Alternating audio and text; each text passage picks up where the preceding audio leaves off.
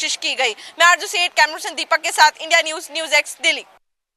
Well, we're just standing at the Lok Nayak Hospital at this juncture where, the injured people yesterday where the blast took place outside the Red Fort metro station gate number 1. All the injured and the people who were dead have been brought to this hospital, and sometime back we also saw the forensic team of the Delhi police arriving at this particular spot also. And beyond this point, I would just request my video journalist to pan across and show you the visuals. Beyond this point, nobody is allowed to go inside this hospital. So indeed, the matter is under investigation.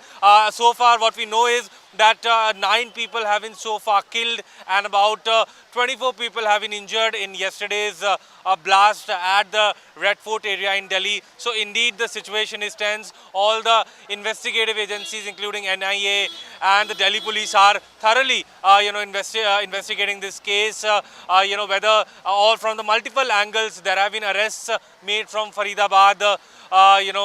So at this juncture the situation remains grim.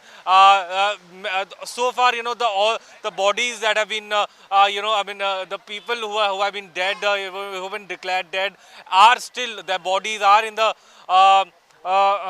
hospital, and at this juncture it needs to be seen how things unfold in this scenario, considering the fact that the investigation is going on. However, it needs to be seen how things unfold in this scenario. This is Aditya Vadhavan reporting for NewsX with video journalist. Delhi में हुए blast के बाद में और फरीदाबाद के गांव फतेहपुर तगा में कल मिली विस्फोटक सामग्री के बाद में फरीदाबाद पुलिस की तरफ से बड़ा सर्च ऑपरेशन शुरू कर दिया गया है।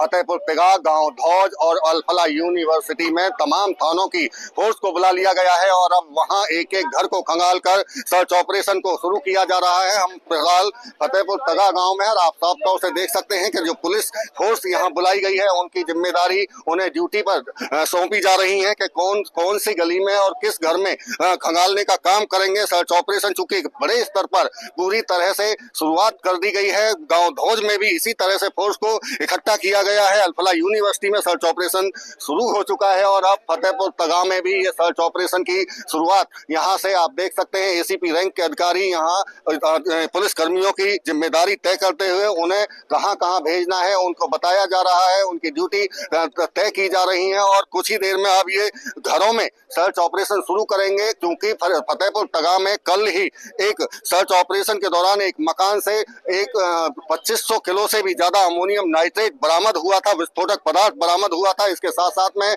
जो आतंकी अलफला यूनिवर्सिटी में बतौर फिजिशियन काम कर रहा था उसके एक दूसरे किराए के कमरे से भी 360 किलोग्राम अमोनियम नाइट्रेट मिला था। और ऐसे में चूंकि अब दिल्ली में जो ब्लास्ट हुआ है तो ऐसे में कड़ियों को भी जोड़ा जा रहा है कि फरीदाबाद से उस ब्लास्ट का क्या कनेक्शन है, क्योंकि लगातार जिस तरह से जांच में सामने आ रही है कि जब डॉक्टर मुजम्मिल को जब गिरफ्तार किया गया था तो उसके बाद में और अन्य कई लोगों की गिरफ्तारी हुई, उसके सहयोगी डॉक्टर शाहीन साहिद की भी गिरफ्तारी हुई है। पूछताछ लगातार जारी है और अब ऐसे में चूंकि संवेदनशील इलाका धौज क्षेत्र और फतेहपुर तगा, यहाँ अब पुलिस फोर्स की तरफ से पूरे एक एक घर को खंगाला जाएगा कि कहीं जिस तरह से विस्फोटक पदार्थ कल मिले थे और किसी दूसरे घर में छुपाकर ना रखा गया हो और अवैध हथियार ना हो। तो ये तमाम कोशिश पुलिस की तरफ से, चूंकि अब ब्लास्ट हुआ और इससे पहले फरीदाबाद से आतंकवादी गिरफ्तार हुए, तो ऐसे में अब बड़ी पुलिस की कार्रवाई देखने को फरीदाबाद में मिल रही है। न केवल फतेहपुर तगा बल्कि अन्य